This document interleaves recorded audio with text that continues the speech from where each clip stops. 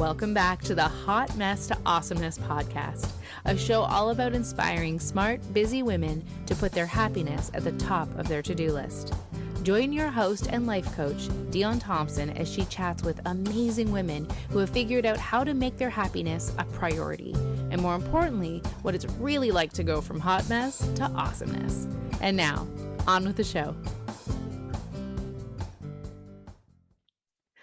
Welcome, everyone, to the Hot Mess to Awesomeness podcast. I am your host and life coach, Dion Thompson. And today I am here with my friend CJ, and we are having like a synergistic, energizing, brilliant Zoom experience. Really excited about this. We have actually been chatting for a fair bit since before we hit record. Sorry, you missed some gold nuggets. Maybe we'll bring them back. Maybe we won't, and that's okay. It has been it's been a great day up until this point, and I'm super excited for our conversation. And we we actually chatted a couple weeks ago, and again, just this nice, beautiful, like drop in energetically. I absolutely love connecting with people who are very in tune and attuned, and it just gives me this sense of peace and calm, and that's definitely what I feel with CJ. So I'm hoping that you get a little bit of that listening to this episode today. We have been acquaintances, colleagues, friends for a few years now, meeting at different uh, networking connections, groups, communities, and to find out, oh, you know this person, oh, you know this person. The whole small world thing has been that's been humorous for me, and I was extra excited when we reconnected in one of Kim Short's gatherings. And Kim Short is one of my other guests who I absolutely love. And you had said a few things that really kind of lit a spark in me. And I knew I'm like, I need to connect more deeply with this amazing woman. And so I'm, again, a little extra excited to have you on the podcast today. So thank you so much for coming, CJ. My absolute pleasure. Thank you for having me. Mm. So, for those of you who have not met CJ and or have not connected with her in a number of ways, like I have, um, so Chloe Jean CJ is a believer in human potential. Her life purpose is to support women in the discovery of their highest selves, helping you to live your best life. Her gift is that she sees your highest potential when you can't. Kind of love me some visionaries, just gonna say. Okay.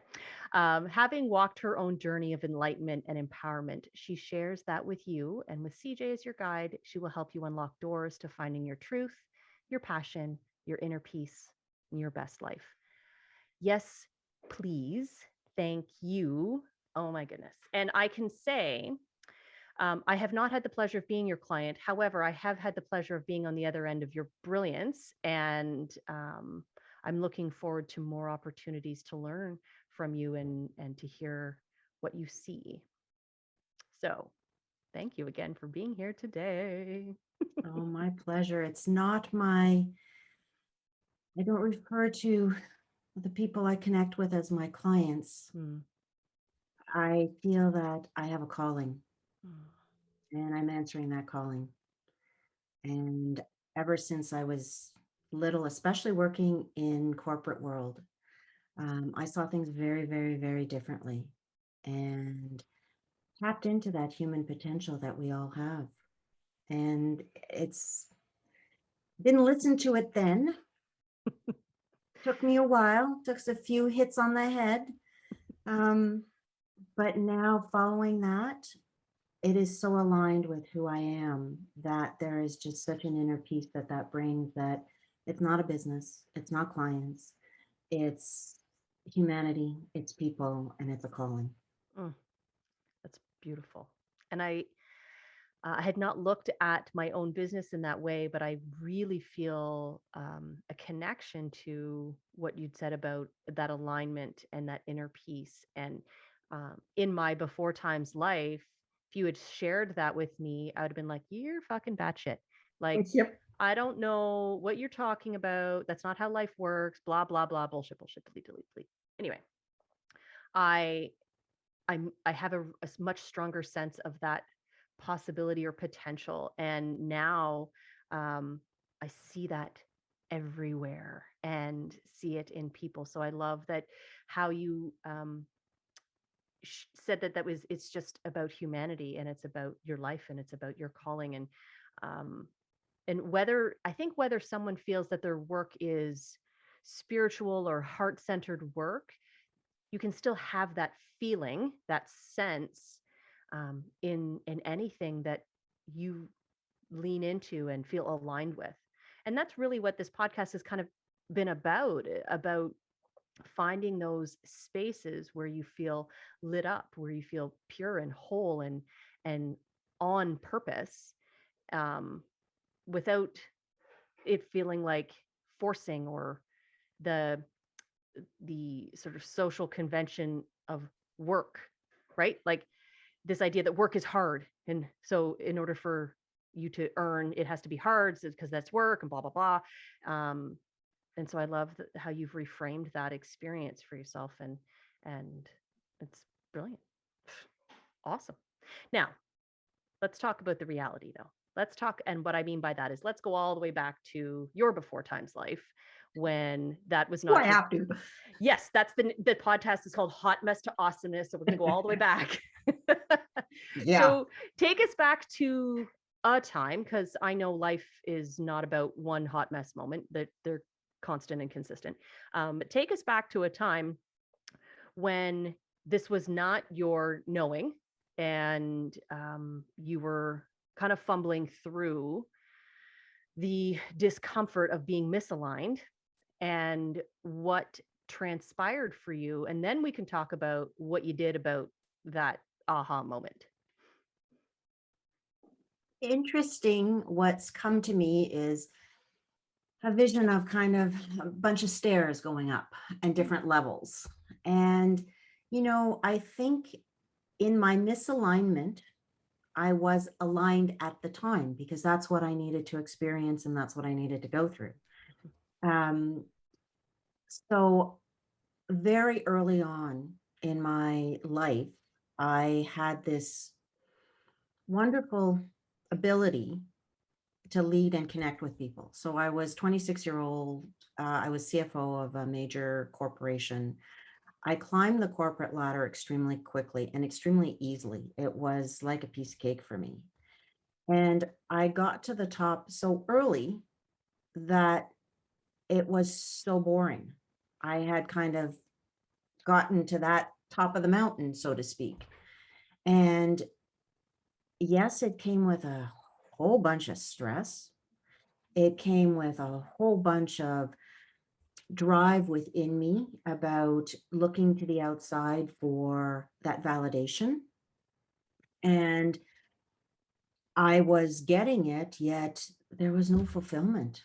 And I was going through this stage of really being bored and hearing these phrases that my parents would tell me, like, oh, you live, you work, you die.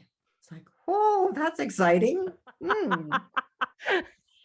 And obviously a belief that I was had at a young age obviously followed, like you need this big job, you need this, you need the money, you need all of this kind of stuff. Well, I had all of that. And it really proved to me that that was not what was going to fulfill me. I had the 2.2 kids, I had the white picket fence, I had everything that you would ask for. And it was an easy, easy climb. And it was easy from I got there without any effort. But the other side of the coin is it brought so much suffering and so much internal turmoil that it really wasn't where I wanted to be. And when I got to that stage, I started asking the question, there's got to be more than this gerbil wheel of life that is going on. There's got to be more, because I was extremely young, having hit all the social norms about what you should do and where you should grow. And it was like, this is just not feeling right. I don't feel good. I had different illnesses starting to come up. I had really a lack of self-worth. Yet everyone around me was like, girl, you got it all. It's like, okay. So you say. Mhm. Um, but there was such a void. It was so big. And that led me to ask the question, is there more to life than this? That question alone opened doors everywhere for me. My life changed significantly. And at the time, it was so traumatic. And it was like my whole world was crumbling. Um, at the time, I was becoming very visual with, I've always been a visual person. One of the eases with which I moved through things is I had a photographic memory, so I could just kind of work through things very easily. And I had this vision that kept coming to me, and it was the phoenix rising from the ashes. And it's like, what the heck is going on with me? Like, I was so blown away, and it was like, what is this? And I struggled with what I was giving up and what I was being led to go find. And ultimately, with a lot of resistance, a lot of kicking and screaming, a lot of crying, a lot of misery and pain, I sold my business. I quit. I no longer was in the corporate world and didn't know what I was going to do. And that sense of lost that came with that, or the idea of needing to let go of all of this and just trust, was quite insurmountable for me. Went through a lot of depression, went through so much turmoil. And then when I let go, because you have, with me, what I found was I just like kick and scream till I'm like, okay, I can't do it anymore. And then I surrender. And then, wow, synchronicity just became more evident to me. It was there before. I can see exactly why I did what I did at certain places and why I needed to go through what I needed to go through. Great from hindsight. Um, but I see all of that. And the synchronicity that is started to open up when I started to just align with myself and say yes to things that I was like, certain elements would present themselves without a doubt. It was like, yes, I'm doing that. It's like, I don't know how I'm going to pay for that. I don't know how I'm going to coordinate that, but yes, I'm doing it. And that intuition, that connection to my higher self, which is just another element of us sitting up there with this wonderful blueprint that if we would just trust that, we would be like home free. Mhm. Um, when I started to connect to that, oh, what an incredible transformation. So that led me to where I am today, doing soul therapy, working with people, and really being able to see their potential and guiding them out of the doldrums, the stuck. Um, and one of the big fears I had, and this is very interesting because being in the corporate world, being head of a company, confrontation was my biggest stress. Like, I was a people pleaser. So being put into that position, I had to learn a lot. And I had to learn how discombobulated I was when I was in confrontation. And it led me to understand my own boundaries, my own worth, where I needed to be. And I would always have this very diplomatic way in business of kind of making things happen and like shifting things and working with people. Now I tell you straight out. It's like I see it, I tell you, and there's no sugarcoating it, because our words, the integrity of your word, has so much to do with your own vibration and how you live in the world. Absolutely. So I'm glad that you brought up about that element of confrontation, because along with myself, and I'm going to hazard a guess, a high percentage of the listeners, people pleasing is something we're very familiar with. Yep. And so one of the things that sort of popped up as you were speaking about making those decisions to release this, I'm going to call it the good on paper stuff, or the good girl checklist that you had been working diligently at.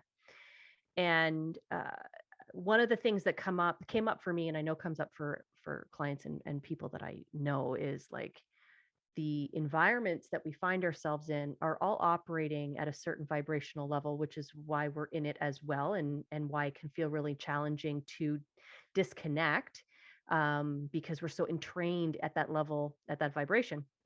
And often what people will experience after they started to work through their own shit and going, okay, I'm making decisions, I'm listening to myself, and all of a sudden you're just bombarded with the people around you, their resistance.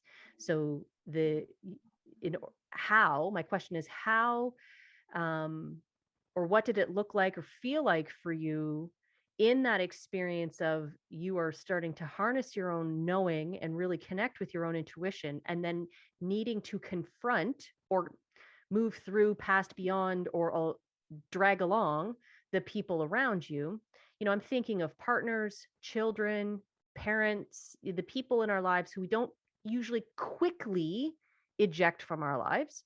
um, and so tell me about what those relations were like and how you maneuvered through to get to the place where you're like, I'm just going to tell you how it is here in my head, and I'm not going to sugarcoat shit. So there's a distance there between those 2 points. So walk me that path.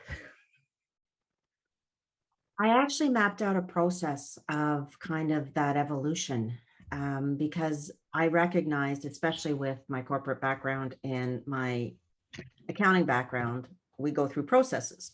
So here's the process. For me, it started with a wonderful, beautiful lady who was actually my psychologist at the time because I was going through a whole bunch of stuff. She said one thing to me that created so much anger in me that it was like, I'm not going to see you again. And we were chatting one day and she said to me, you take things very personally.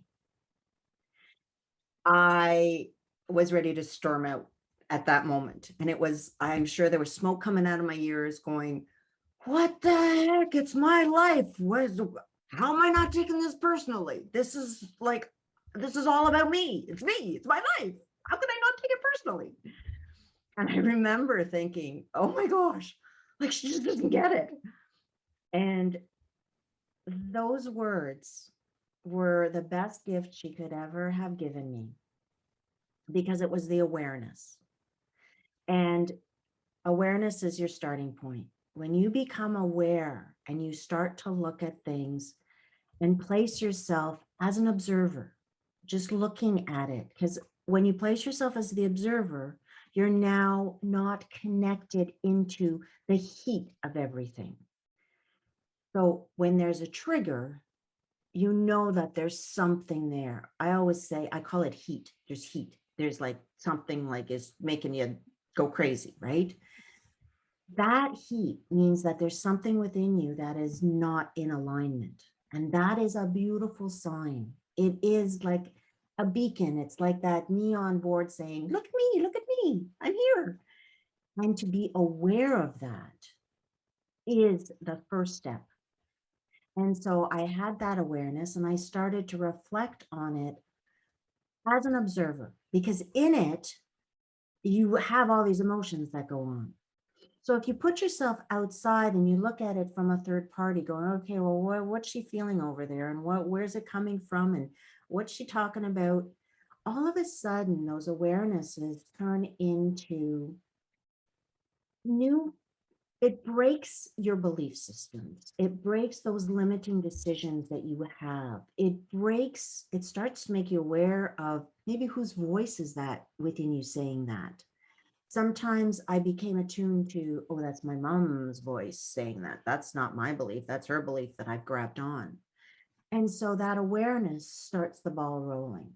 And as you become more aware, you're able to look at things and open up yourself And so you're directly opening up your heart. Your heart's been closed off by all these limiting decisions. It's been closed off by all these beliefs. Oh, if this is going to happen, it's going to hurt me, so I'm not going to do anything. But as you start getting those cracks and your heart starts talking, there's a whole new world that comes up. And what I started to discover as I started that awareness is it led me to so many different new beliefs and new questionings. And that's all it takes. It takes just to question with curiosity and awe, and to look at somebody else and go, oh, they have that belief. Okay, I didn't think of it that way. Rather than, oh, well, I got to tell them what I think, right? If you just sit back as that observer and start to look at what's happening, you start to recognize so much about yourself. When I started to do that, my head was in high gear all the time. I mean, we learn that from very early on. Compete, get the marks. It's all about how smart you are, right? Another little tidbit of information came to me, and that was that there is more intelligence in your heart than in your brain. Your brain controls your body, it controls your bodily functions, it's in charge of your physical being, but your heart, it has everything. And it came to me with a bit of information where I was reading something and they had done heart transplants. And the person who was the recipient all of a sudden had all of the characteristics of the donor. And it was particularly evident in a young boy who got a heart from someone who was a very avid musician, played the guitar. This young boy had never touched an instrument whatsoever. And after he had the heart transplant and went on through recovery, picked up a guitar and could play it like that. They found out that the donor was that excellent musician.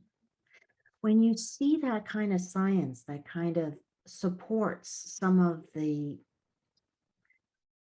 things we already knew, but we didn't want to look at, our science is changing. And so that whole idea of get into your heart, because my gosh, it has so much more intelligence. It has so much more to offer you in the way that is aligned with you.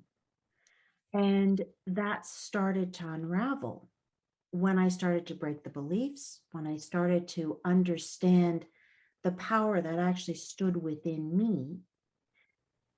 All of the I'm not good enough, I'm not lovable, all of that really showed itself as illusions of my mind.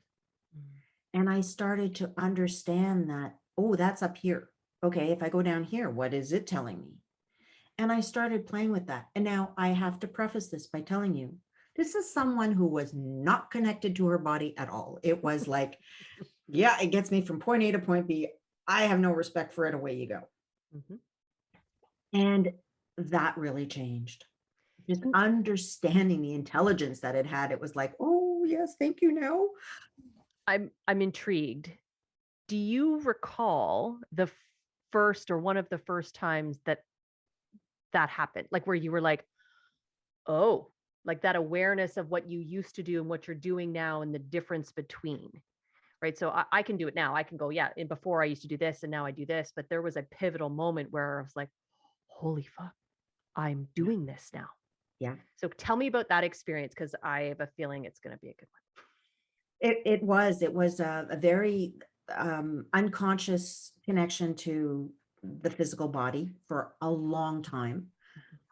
I also had a recollection, and I'll tell it to you. I always go out of my body, and I never knew, I didn't understand what that meant, right? And it happened I was training NLP, and we were doing one of the Tony Robbins, cut the board in half with, just your hand. And there was so much fear around not being able to do it, that I was like frozen. And when I got up to, it was my turn to chop the board, I actually stopped because I was in complete fear. And my fear mechanism is I freeze. So I was like frozen. And I actually saw myself in the corner. And that was the first time that I actually connected this idea that I leave my body. And it's like, what are you doing up there? I need down here, like, help me here, you know? And I was like tucked in the corner going, I don't want to do this. Like, just, and it was the weirdest experience. It was like, okay, first of all, why am I seeing myself in the corner? And how am I seeing myself in the corner? But it was this awareness that came to me that, oh no, I'm not in my body. I don't even, yeah, I guess I'm breathing, but I don't even know I'm breathing. And I'm not like, And that really got me to start to understand what grounding's all about. Mm. And as I started to learn how to ground, that was a foreign concept at the beginning. People would say, oh, yeah, you're not grounded. It's like, What the hell does that mean? My feet are yeah, here. I don't know what, I don't get it. Um, but I practiced. And for a long time, I didn't know what it felt like, but I just had this feeling that, okay, I just need to keep doing this. And as I did that, now when I ground, I'm more solid than a tree. I can feel the energy flowing through my body. I can understand that. And that started the awakening of, oh my gosh, it's my body that is doing this. It's I need this, I need this vehicle. I need this body to be able to channel that and to do that and to be happy and to feel and to, oh my gosh, this is a wonderful thing. And so it didn't, there were certain pivotal points, but it was a slow and resistant process to me. Mm. It also came when I understood that there was not just, there was so much more to us than just what we see. And in my soul therapy work, learning that there are many, many bodies, we work on 5. We work on the physical, the emotional, the mental, the spiritual, and the soul body. And understanding that these are all part of you, but when you're in your mental body, just a word, you're in your mind. Mhm. When you're in your emotional body, you're in all of the emotions that are around you. Understanding that and understanding the importance of all of these bodies that come together as a whole, as an integral part of you, that really woke me up to then really understanding how there's so much more. And through this process, I tested out so many things and I played these little games. And my intuition, call it higher self, intuition, what God, universe, whatever you want to use the word for, that never let me down. And when I started to believe in that, test it, see the results, it was like, okay, yeah, there it is again. Yeah, there it is again. Yeah, there it is again. And slowly, what that brought me back into me, not outside, not the validation that I needed from the world, but understanding how strong we are, how the power sits within you. It doesn't sit outside of you. You're not looking for anybody else. You're not looking for your dog, your cat, your kids, your husband, like nobody. It's there.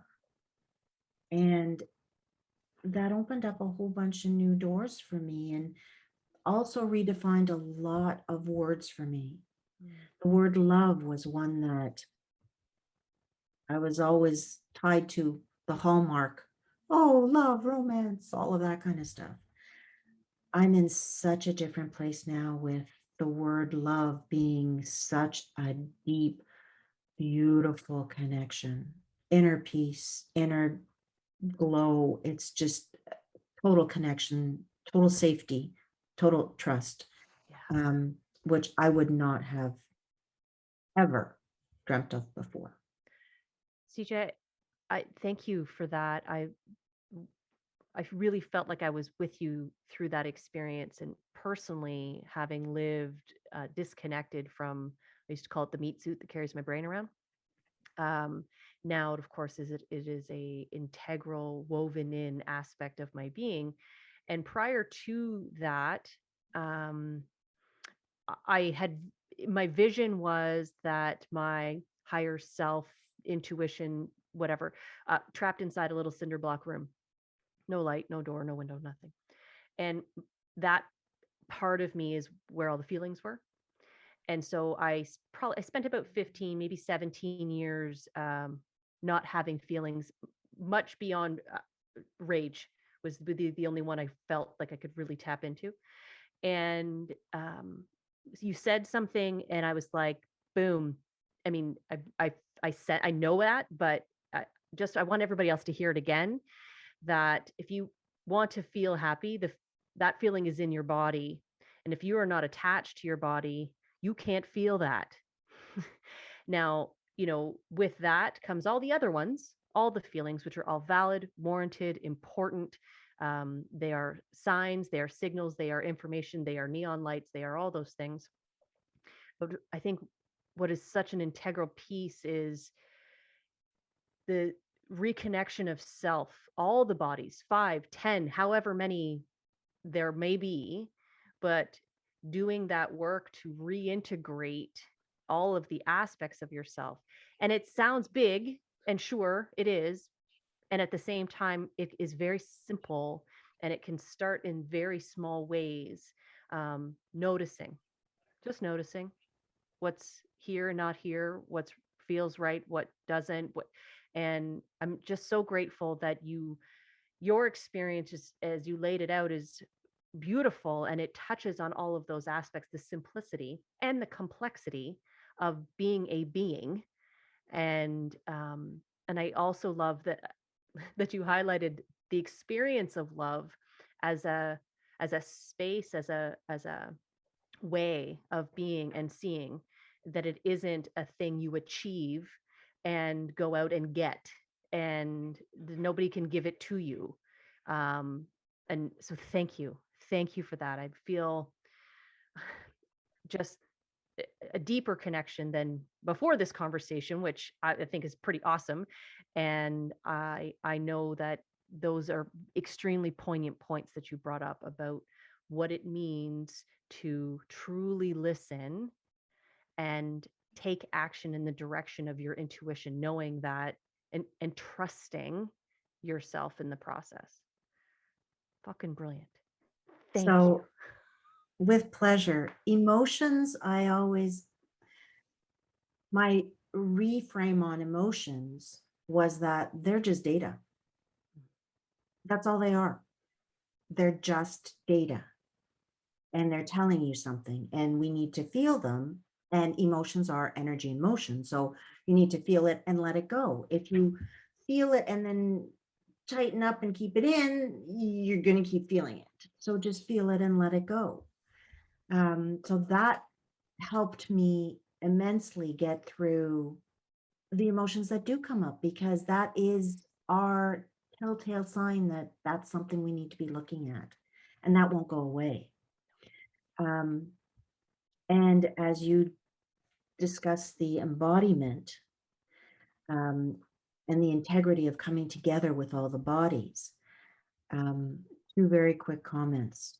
I found that my own personal experience has had 4 stages to an embodiment. It started with your awareness. And as you start with the awareness, you start then noticing in your life. So first it's like, oh, that's something different that I didn't think of before. Then you start to actually keep picking it out. Oh, it's there, and it's there, and it's there, and it's there. Then you start to change that. When you recognize it, you go, no, I don't want to be doing that pattern anymore. I'm going to no, we're just going to stop that, or we're going to redirect it, or we're going to sing a happy tune every time we want to do a particular thing. That stage starts to shift you, and it becomes a very conceptual idea. If you're all in your head, There comes a point where you do it and it lands in your body, and that pattern has shifted. That's embodiment. Mm. And I always go back to Shrek's beautiful comment to Donkey about ogre's like an onion. We have many layers and we are no different.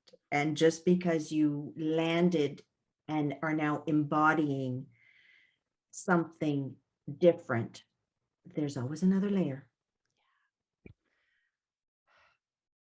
I am so grateful for you. Thank you so much for this beautiful conversation and um, your vision and the way that you share what you see.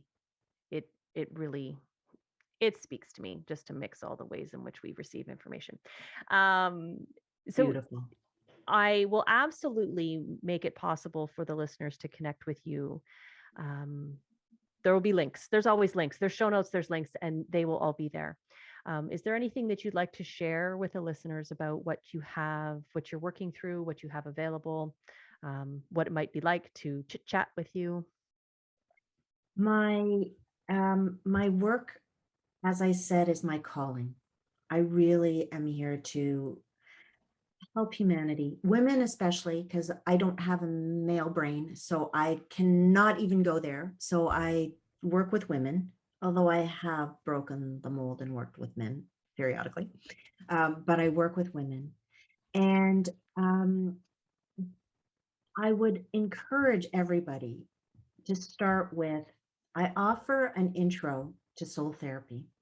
It's a 3-hour workshop, $40. I do them on Zoom and I do them in person. And I offer them at different times. This 3 hours can be life-changing. And it's something that you can do over and over again. It's a taste of what soul therapy is like, but you learn so much about yourself in 3 hours. So for those who are ready and open, it's a beautiful way to just experiment and to see what comes out of it. And I have had women whose lives have been changed by those 3 hours. But it can also feed into like longer programs and more work. And it depends on the level that you want to go to. But I encourage everybody to do that one because it's just a little bit of your time. It's a commitment that is really not a very big one. But if you're ready, whoa, it's fun and gentle and absolutely amazingly beautiful. Awesome. It sounds fabulous. I will definitely be checking it out. Oh, before we go, you have probably given us, I'm going to say, about 40 tweetable quotes, I'll call them. Definitely nuggets of wisdom that I'm going to be pulling out once I go through this again. But is there anything that you would like to leave the listeners with before we go? The one quote that I always use that popped into my head right now that I think listeners need to hear is there is no love without self-love.